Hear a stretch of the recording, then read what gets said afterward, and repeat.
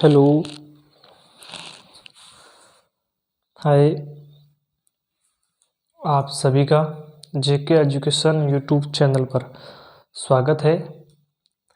अभी हम बात करने वाले हैं कक्षा 10वीं के अध्याय नंबर 4 के बारे में।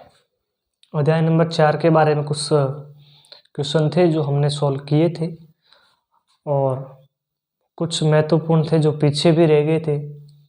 हम अध्याय नंबर 4 में था जो हम पढ़ रहे थे गुणनखंड विधि, यानी हमें जो समीकरण दे रखा है उसका गुणनखंड कैसे करना है उसके बारे में हम पढ़ रहे थे, जिसमें हमने प्रश्नावली 4.2 का क्वेश्चन नंबर 1 था जिसके कुछ पॉइंट्स थे, अलग अलग विकल्प थे, उनको हमने सॉल्व किया था।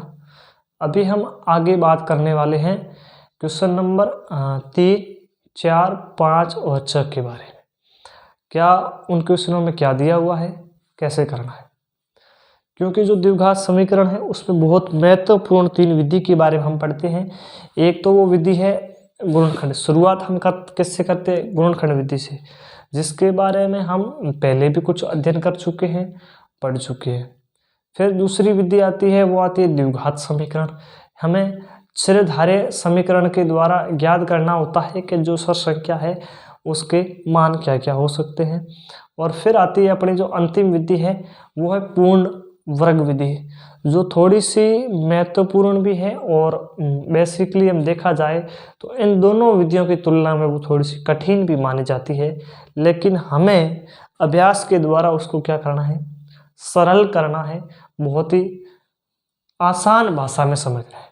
तो आइए आज हम चलते हैं। एक क्वेश्चन है अपने पास में जो अपनी किताब का क्वेश्चन नंबर 3 है। क्वेश्चन नंबर 3 क्या है कि ऐसी दो संख्याएं ज्ञात करनी है। ऐसी कितनी संख्याएं ज्ञात करनी है? 2 संख्याएं ज्ञात करनी है, जिनका क्या है? जिनका जो योगफल है, जिनका योग है वो 27 हो। दोनों संख्याओं को, ऐसी कौन सी 2 संख्या है जिनको जोड़ने पर 27 हो और गुणनफल यानी गुणा करने पर हमें 182 प्राप्त होती हो। ऐसे हमें 2 संख्याओं का पता लगाना है, 2 नंबर्स का पता लगाना है कि जो योग करने पर यानी ऐड करने पर, जोड़ने पर तो हमें कितनी प्राप्त हो? 27 प्राप्त होती है, 27 मिलती है।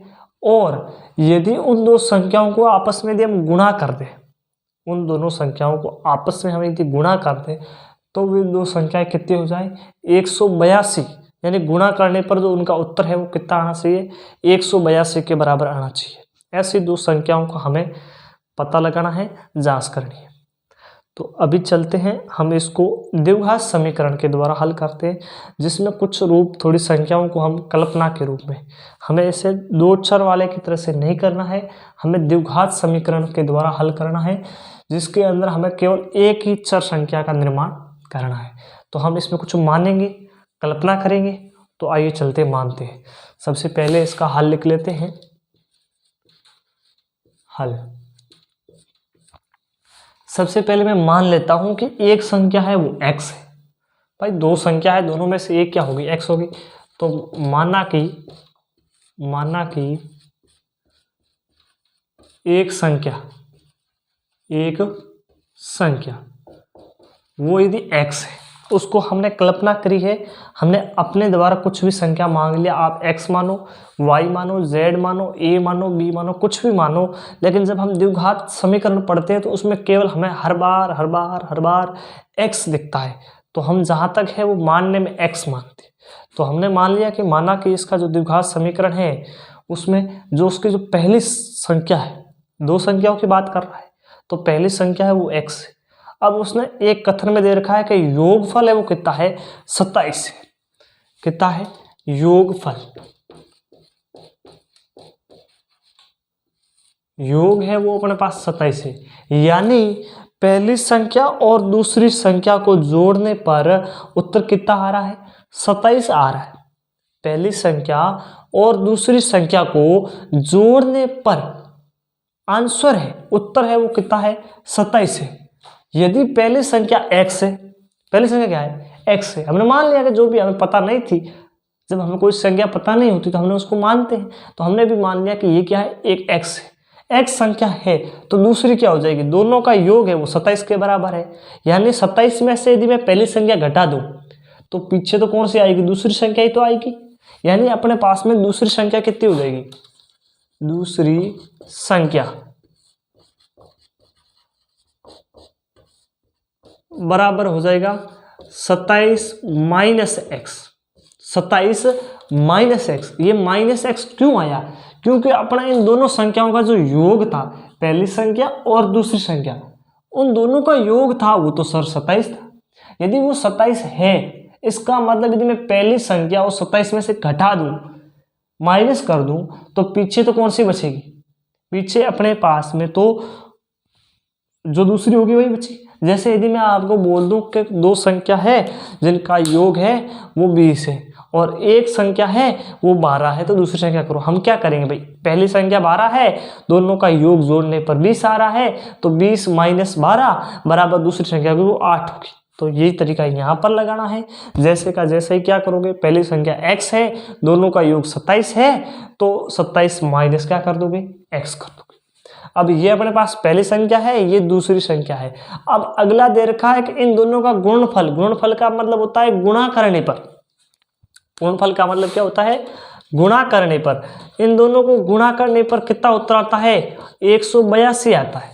क्या आता है, 182 आता है। इसका मतलब x और 27 माइनस एक्स, इन ये दोनों ही होंगे वो 182 के बराबर होंगे, इस संख्या के बराबर ही तो होंगे, तभी तो ये संख्या होगी वो इसके गुणनफल के बराबर होगी। इसका मतलब मैं क्या कर देता हूं, इस x को, ये जो x है, x को गुणा कर देता हूं, पहली संख्या को दूसरी संख्या 27 माइनस एक्स, दोनों का दो संख्या है, एक x है, दूसरी अपने पास में 27 माइनस एक्स, दोनों का योग है वो कितना है, 27 है, और उनका गुणनफल है वो कितना है, 182 है। इसका मतलब ये दोनों गुणा होने पर किसके बराबर हो जाएगी, 182 के बराबर। ये हमने लिख दिया सीधा का सीधा 182। अब जो ये x है वो गुणा हो रहा है कोष्टक के अंदर, कोष्टक में क्या है अपने पास में 27 माइनस एक्स, तो ये गुणा कर लो अंदर, ये x 27 से गुणा हो गया तो हो जाएगा 27x, फिर ये x है वो इस माइनस के x से गुणा हो जाएगा तो हो जाएगा माइनस का x स्क्वायर, x तो ये था, इस x से गुणा होके माइनस का x स्क्वायर, और बराबर हो जाएगा 182। अब ये x स्क्वायर है वो माइनस का है, एक्स स्क्वायर है वो माइनस का है, इसे यदि मुझे पॉजिटिव करना है, धनात्मक करना है, यानी प्लस का करना है, तो इस तरफ माइनस का है तो इधर भेज दूं। जब ये एक्स स्क्वायर इस तरफ जाएगा 82 की तरफ तो प्लस का हो जाएगा, लेकिन पीछे ये 27x भी नहीं रहेगा ना, ये तो पीछे अकेला रह जाएगा, इसको अकेला नहीं रखना है तो इसको भी क्या भेजना पड़ेगा इस तरफ, तो इस तरफ हमारे पास क्या हो जाएगा, 0 बच जाएगा। कहने का मतलब इसका रूप ये बढ़ जाएगा, एक्स स्क्वायर प्लस का हो जाएगा, ये 27x उधर गए तो माइनस के हो जाएंगे, और 82 उधर थे तो ये तो प्लस के ही रहेंगे, इसको माइनस नहीं करना है, और बराबर में अपने पास में 0 बन गया। क्या बन गया, 0 बन गया। यानी x square minus 27x plus 182 बराबर 0 है। ये अपने पास में एक समीकरण का हमारे पास में क्या हुआ है, निर्माण हुआ है, जो कि कैसा समीकरण है, द्विघात समीकरण है। द्विघात समीकरण तो होता है जिसकी घात 2 होती है, द्विघात समीकरण। यानी ये किसका रूप हो गया, A X square plus B X plus C बराबर 0 का रूप ही तो हुआ ना। यहाँ ए एक्स स्क्वायर की जगह पर एक्स स्क्वायर है, बी एक्स की जगह पर माइनस 27x है, सी की जगह पर प्लस के 182 है, और बराबर में 0 यानी बराबर में 0। यानी हमें जो दिया गया द्विघात समीकरण हमने जो तैयार किया है वो A X square plus B X plus C के रूप में हमें मिल चुका है। यदि ये इस रूप में मिला हुआ है तो हम इसको हल कर सकते हैं, किसके द्वारा, गुणनखंड विधि द्वारा। तो हम अब यहाँ लगाएंगे गुणनखंड विधि द्वारा, गुणनखंड विधि द्वारा हल करने पर, विधि द्वारा हल करने पर गुणनखंड विधि क्या कहती है, हमें जो भी बहुपद दे रखा है उसके इस प्रकार से टुकड़ा करना है कि b के तो जोड़ने पर तो b प्राप्त हो जाए, लेकिन यदि हम गुणा करें तो हमें a और c के बराबर प्राप्त हो, a और c दोनों का गुणा बराबर हो। तो हमें अपने पास में द्विघात समीकरण क्या है, अपने पास में द्विघात समीकरण है एक्स स्क्वायर माइनस के 27x प्लस के 182 बराबर 0। ये अपने पास में द्विघात समीकरण बना हुआ है। इसके हमें टुकड़े करने हैं। किसके टुकड़े करने हैं, ये जो माइनस के 27x है, माइनस के 27x के इस प्रकार से टुकड़े करने हैं कि गुणा करने पर कितने बढ़ जाए, ax स्क्वायर को c से गुणा करना है, एक्स स्क्वायर को c से c का मान 182 है, तो कितना बढ़ जाएगा, गुणा करने पर तो 182 एक्स स्क्वायर बढ़ जाएगा, लेकिन घटाने या जोड़े यदि उन दो संख्याओं को जोड़ दे या घटा दे तो हमारे पास माइनस के 27x बढ़ने चाहिए, प्लस के नहीं। ऐसी कौन सी दो संख्या है, अपने दिमाग में लाना है और केवल 27 के टुकड़े करने हैं, यानी bx के टुकड़े करने हैं। तो हम जब जल्दी से जल्दी हमें ये पता लगाना है ऐसी कौन सी दो संख्या है, तो पहले देशों को उनका दोनों का योग 27 के बराबर होना चाहिए, फिर उनको गुणा करने पर यदि मैं ऐसे विचार में ले आऊँ तो 13 और 14, यदि मैं 13 और 14 इन दोनों को यदि मैं ऐड करता हूँ तो वो कितना होता है, 27 के बराबर होता है। यदि मैं इन 13 और 14 को मल्टीप्लाई करता हूँ, गुणा करता हूँ, तो ये 12 हो गया, हाथ का 1 4 और 1 हो गया 5, फिर 3 और 1, तो ये अपने पास में 182 के बराबर हो गया ना। यानी 13 और 14 ऐसी दो संख्या है यदि इनका मैं यदि ऐड करता हूँ तो वो 27 के बराबर होती है, और यदि मैं इनको मल्टीप्लाई करता हूँ तो वो 182 के बराबर होती है। अब सर ये पता लगाना है इन दोनों में माइनस कौन सी होगी, प्लस कौन सी होगी। ये पता लगाने के लिए हमें क्या देखना है कि गुणा करने पर तो 182 किसके आ रहे हैं, पॉजिटिव आ रहे हैं, क्योंकि एक्स स्क्वायर भी पॉजिटिव है, प्लस का है, और 182 भी प्लस के हैं, 82 दोनों प्लस प्लस गुणा हो रहे हैं, तो गुणा होने पर तो 82 प्लस के आ रहे हैं 182, लेकिन घटाते हैं तब 27 किसके आ रहे हैं, माइनस के आ रहे हैं। इसका मतलब दोनों ही जो संख्या होगी 13 और 14 वो दोनों ही किसकी होगी, माइनस की होगी, क्योंकि यदि माइनस माइनस गुणा होकर तो पॉजिटिव हो जाएगा, और माइनस माइनस जोड़ के कितने हो जाएंगे, 27 हो जाएंगे।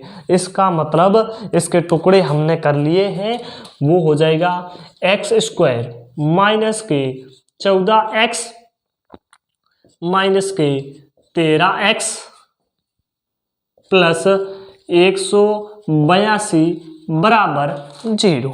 ये किसके टुकड़े हुए हैं, ये अपने पास में 27x है, उसके हमने टुकड़े क्या किए, 14x और 13x। ये देखो 82 100 प्लस के थे, प्लस के वैसे ही पड़े हैं, एक्स स्क्वायर प्लस का था, एक्स स्क्वायर को वैसा ही प्लस का रखा है। हमने तो केवल एक संख्या का टुकड़ा किया। कितनी संख्या का टुकड़ा किया है, केवल से केवल 27 का हमने टुकड़े किए, दो भागों में बांटा है 27 को। अब इस एक्स स्क्वायर इन दोनों को देखो, इन दोनों से क्या कॉमन आ रहा है, कॉमन का मतलब है दोनों के अंदर उपस्थित हो, यहाँ पर एक्स उपस्थित है, यहाँ एक्स स्क्वायर उपस्थित है, यानी यहाँ से यदि मैं एक्स स्क्वायर में से एक्स कॉमन ले लूँ तो पीछे एक्स बचेगा, तो मैंने x को कॉमन ले लिया। इन दोनों की बात कर रहा हूँ, केवल किसके, एक्स स्क्वायर माइनस 14 दोनों की बात हो रही है। इन दोनों में से यहाँ से एक्स स्क्वायर कॉमन लिया तो यहाँ x बच गया, और यहाँ माइनस का तो माइनस रह गया, और हो गए 14, x तो बाहर चला गया, ठीक है। अब यहाँ से देखो, यहाँ से ये 13x, इसमें x है नहीं तो इसका मतलब x कॉमन आएगा नहीं, यहाँ से मैं 13 कॉमन ले लूँ, 13 का भाग 182 में जाता है, तभी तो गुणा दोनों टुकड़े बने हैं।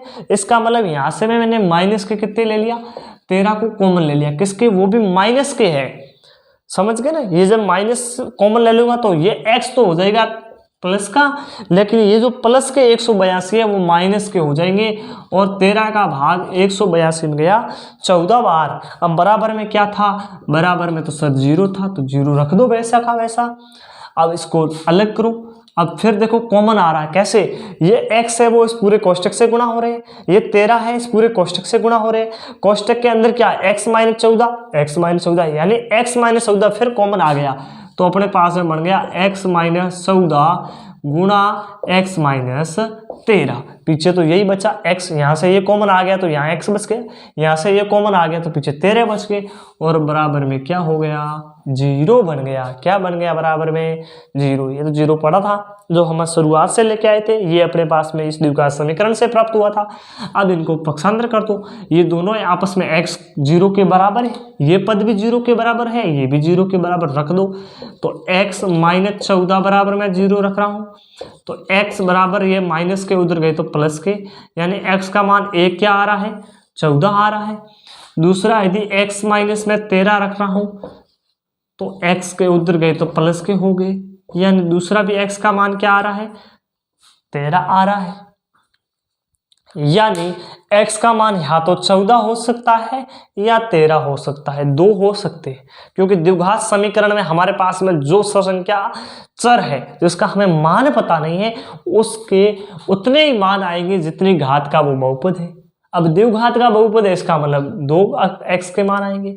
यदि एक घात का है रेखिक बहुपद है तो 1 आएगा, 3 घात का बहुपद त्रिघात है तो 3 मान आएंगे, लेकिन हमारे पास में x के 2 मान, यानी जो हमने जो संख्या मानी है उसका या तो 14 हो जाएगा या 13 हो जाएगा, 2 मान हो सकते हैं। तो यहाँ लिखेंगे अतः पहली या जो एक संख्या है वो पहली संख्या है वो क्या हो सकती है, यदि पहली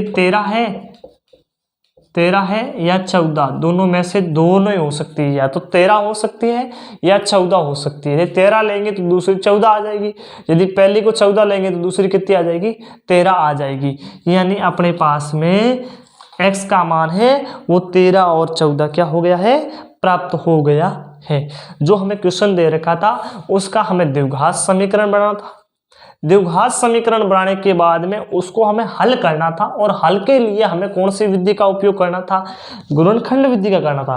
क्योंकि हम बाकी का यदि प्रश्न के अंदर हमें दे रखा है कि किस विधि से करो, लेकिन इस प्रश्न में तो हमें कहीं पर जिक्र ही नहीं कर रखा है, गुणनखंड नहीं कर रखा है। इसका मतलब यह है कि अभी तक हमने जो पढ़ी है वो विधि कौन सी है, केवल से केवल गुणनखंड विधि के बारे में अध्ययन किया है। जब हमने गुणनखंड विधि के बारे में अध्ययन किया है तो बाकी विधि का हम उपयोग कैसे कर सकते हैं, हमें तो ये एक विधि आ रही है अभी तक। तो जब हम आगे बढ़ेंगे, यदि ये पूरा अध्याय पूरा हो जाए, द्विघात समीकरण पूरा हो जाए, फिर यदि हमें कहीं पर भी विधि का जिक्र नहीं मिल रहा है तो हम जिस विधि को हम अच्छी लगे हैं, जिस विधि को हम सरल लगे उससे हल कर सकते हैं।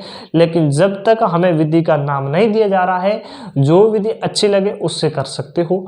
लेकिन यदि हमें विधि का नाम दे दिया जाता है क्वेश्चन के अंदर, इसको द्विघात समीकरण से हल करो, इसको गुणनखंड विधि से हल करो या इसको पूर्ण वर्ग से हल करो, तो हमें उसी विधि का ही उपयोग करना है। क्वेश्चन नंबर 3 ये प्रश्नावली 4.2 का क्वेश्चन नंबर 3 पूर्ण हो चुका है। आइए चलते हैं क्वेश्चन नंबर नेक्स्ट, अगला क्वेश्चन नंबर 4 की ओर चलते हैं। 4 में क्या बताया हुआ है, क्वेश्चन नंबर 4 को देखो एक बार कि 2 क्रमागत धनात्मक पूर्णांक ज्ञात करना है। हमें 2 क्रमागत धनात्मक पूर्णांकों को ज्ञात करना है जिनके वर्गों के योग 365 है नहीं, उनकी जो 2 क्रमागत धनात्मक पूर्णांक है उनके हमें वर्ग करने हैं।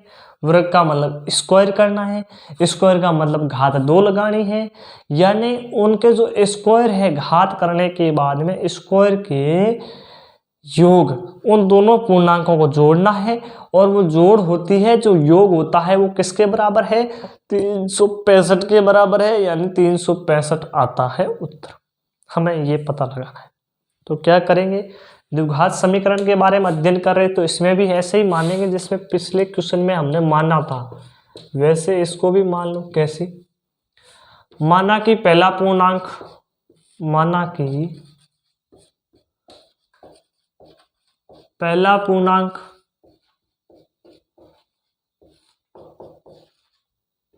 x है, प्रथम पूर्णांक है वो x है। अब इसने एक शब्द दे रखा है क्रमागत। इस क्रमागत का मतलब होता है इसके बाद वाला क्रमगत, क्रम के अनुसार। क्रम क्या होता है 3 है, 3 के बाद में क्रम क्या आता है 4 आता है, 5 बाद में आते हैं भाई, पहले 3 के बाद तो 4 ही आएंगे, 4 के बाद 5 है, यानी 3 में कितना ऐड करने पर 4 आए, 1 जोड़ा। 4 में कितना ऐड करने पर, कितने जोड़े पर 5 आए, 1 जोड़ा। यानी हर पूर्णांक के बीच में अंतर कितना है, 1 का अंतर है। क्रमागत के अनुसार यदि देखा जाए तो हर पूर्णांक के बीच में अंतर 1 का है। यदि 1 का अंतर है तो यदि पहला पूर्णांक है वो x है तो इसका अगला क्रमागत यानी इसके बाद वाला पूर्णांक क्या होगा, x में 1 जोड़ेंगे, यानी दूसरा पूर्णांक क्या हो जाएगा, दूसरा पूर्णांक वो इस x में जोड़ के बराबर तो होगा। तो x में 1 जोड़ दिया, वो किसके बराबर हो जाएगा, x + 1 के बराबर हो जाएगा। यानी हम x में 1 जोड़ेंगे तभी तो दूसरा आएगा। यानी हमें शब्द दे रखा है क्रमागत। क्रमागत का मतलब होता है क्रम के बाद, यानी इस क्रम के अगला, क्रम के अनुसार, इस क्रम के बाद कैसे, जैसे 7 है, 7 के बाद अगला क्रम किसका लगता है, 8 का लगता है, 9 तो इसके बाद है ना। तो वैसे ही हमें यहाँ पर क्रमानुसार, तो पहला पूर्णांक x है तो इसका अगला भाई आ जाएगा x + 1। अब इन दोनों का वर्गों का योगफल दे रखा है। वर्गों का योगफल का मतलब होता है उनकी घात 2 करने के बाद हमें योग करना है। पहले इनकी घात 2 करेंगे फिर इनका योग करना है। तो यहाँ पर प्रश्नानुसार लिख लेते हैं कि प्रश्न क्या कह रहा है। प्रश्नानुसार हो जाएगा, वो होगा x का स्क्वायर। x पहला पूर्णांक क्या है, x है, तो x का स्क्वायर, फिर योग करना है यानी प्लस लगाएंगे। दूसरा पूर्णांक क्या है, x + 1 का, ये x + 1 का बराबर होगा, वो किसके बराबर होगा, 365 के बराबर। तो हमने 365 रख दिए, इन दोनों का योग है वो 365 के बराबर है। ठीक है, अब हम इनका निकालेंगे वर्ग। x का स्क्वायर यानी x का स्क्वायर, ये जो बन रहा है वो x + 1 का होल स्क्वायर, x + 1 का होल स्क्वायर, जो अपने पास में सर्वसमीका होती है a + b का होल स्क्वायर, या सर्वसमीका होती है x + y का होल स्क्वायर। तो उसमें क्या होता है, x का स्क्वायर, तो यहाँ पर भी x स्क्वायर प्लस y का स्क्वायर यानी a का स्क्वायर, फिर प्लस होता है 2xy, तो 2x का x है, y का है ही नहीं, तो अपने पास में कितने हो गए, 2x। ये अपने पास में बहुपद बढ़ गया, तो वहां से 1 का तो कोई फर्क पड़ेगा नहीं, तो यहाँ लिख देंगे x की जगह पर x², फिर 1 का तो 1 का स्क्वायर, अगला 2x, फिर है ही नहीं, पूरा हो गया 365। हमने ये रख दिया, जो जहां रखना था उसको वहां पर वैसे के वैसे ही हमने रख दिया। अब आगे चलो, ये x², इसकी भी घात 2, इसकी भी घात 2, कितने हो गए, 2x² बढ़ गया। यहां से देखो, ये 2x प्लस के 2x, ये प्लस का 1 है, प्लस का a का स्क्वायर 1 होता है। ये जो 365 है वो इधर आ गए तो हो गए माइनस के 365, उधर प्लस के थे तो इधर किसके हो गए, माइनस के, बराबर इस तरफ क्या बच गया, 0। अब ये 1 है वो प्लस का है, 365 माइनस के हैं, तो कितने बच गए, 2x² plus 2x plus minus के 366 बच गए, क्योंकि 65 में से 1 गए तो 66 बच गए। माइनस की संख्या बढ़ी तो माइनस लगा दिया। अब देखो, इसमें भी 2 है, इसमें भी 2 है, और 2 का भाग इसमें जा रहा है, तो 2 यहाँ से थोड़े कॉमन ले लो, जो अपने आसानी से बाहर आ जाएंगे। तो यहाँ से मैं यदि 2 कॉमन ले रहा हूँ तो यहाँ तो बढ़ जाएगा x², यहाँ केवल x बढ़ जाएगा, 2 बाहर आ गए। तो यहाँ 365 है, 366, 66 में से 36 में 4 का भाग दे रहा हूँ, पहले 3 में गया 1 बार, फिर 36 में 16 में 8 बार, और इसमें 2 बार, तो 182 आ गया। ठीक है, और बराबर में कोष्टक के बाद 0। अब ये जो 2 है वो इस पूरे कोष्टक से गुना हो रहे हैं। यदि 2 को मैं उधर भेजूंगा तो गुणा वाली उधर किस में जाएगी, भाग में, तो x² प्लस x माइनस के 182 बराबर हो जाएगा 0/2, यानी किसके बराबर 0। 0 में हम किसी भी संख्या का भाग दो, उत्तर क्या आता है 0, यानी मैं इसको 0 के बराबर रख दूंगा। क्या हमारे पास में जो बहुपद बना है वो द्विघात बहुपद है? बिल्कुल द्विघात बहुपद है, क्योंकि ये ax² + bx + c के रूप में है, यानी ये अपने पास में किस प्रकार का समीकरण बन गया है? द्विघात समीकरण बन गया है, जिसकी घात 2 है, यानी ax² + bx + c बराबर 0 के बराबर है। 0 के क्या है? बराबर।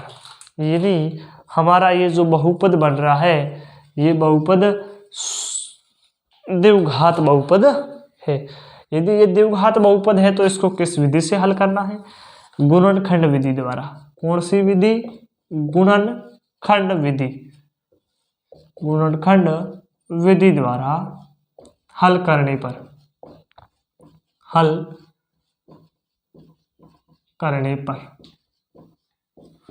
गुणनखंड विधि क्या कहती है, उसका उपयोग करना है। गुणनखंड विधि में हम bx के क्या करते हैं? टुकड़े करते हैं। जो भी हमें सर दे रखा होता है उसमें जो bx होता है उसके हम क्या करते हैं? 2 बराबर टुकड़े करते हैं। तो अपने पास में x है और 182। जब क्वेश्चन नंबर 1 को देखते हैं, क्वेश्चन इसका जो पीछे वाला अभी जो हमने हल किया था, तो उसमें भी 182 था ना, और वहां पर 27x थे, तो जोड़ थे, तो 182 का तो क्या बन रहा है? 14 और 13 वही बन रहे हैं। वहां पर दोनों माइनस के तब 27 बने थे, यहाँ पर चिन्ह चेंज कर दो। यदि मैं चिन्ह चेंज करूंगा तो बढ़ जाएगा, तो माइनस का बड़ा रखना है, क्योंकि देखो माइनस के 181 है, वो x² से गुणा होकर क्या बन जाएंगे? माइनस के, तो माइनस के होंगे वो बड़ा रख दो। तो अपने पास में इसके x के टुकड़े क्या हो जाएंगे? x² तो वही रहा, x के टुकड़े हो जाएंगे माइनस के 14x प्लस के 13x माइनस के 182 बराबर में 0। कैसे? 13 और 14 गुणा होके 82 बनता है, ये माइनस का ये प्लस का गुणा होके माइनस के बनेंगे। अब ये माइनस का अधिक है तो हमें तो प्लस का ले आना है ना, ऐसा करना है। हमारे पास में x है वो किसका आ रहा है? प्लस का आ रहा है वो, तो यानी हमें घटाने पर तो ये माइनस का आ रहा है, तो उल्टा कर दो, x प्लस का कर लो, ये 13 माइनस के कर लो, कोई बात नहीं, अब सही बढ़ जाएगा। अब 14 में से 1 गया तो प्लस का x बच गया, और माइनस प्लस गुणा होके माइनस के 182 बन गया। x से चेंज कर लेना, विशेष ध्यान रखना है, इसमें चिन्ह का विशेष ध्यान रखना है। पहले से क्या कॉमन आ रहा है? यदि पहले मैं बहुपद से ले रहा हूं तो पहले बहुपद से मेरे पास में क्या कॉमन आ रहा है? केवल x से कॉमन आ रहा है, तो यहां बन जाएगा x + 14। यहां पर क्या आ रहा है? यहां पर माइनस के 13 कॉमन ले लेता हूं, तो x माइनस के 82 में दिया तो प्लस के 14 बराबर 0। अब यहां से फिर x + 14 फिर कॉमन आ रहे हैं, तो फिर ले लो x + 14 और x - 13। अब दोनों को शून्य के बराबर रख दो, तो अपने पास में क्या हो सकता है? x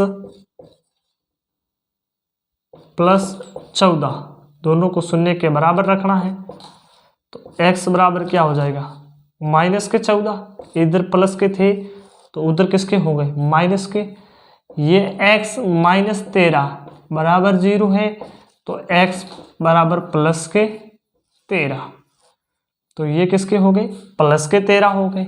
अब हमें जो क्वेश्चन दे रखा है उसमें ये शब्द सीधा लिखा रखा है कि क्रमागत धनात्मक पूर्णांक।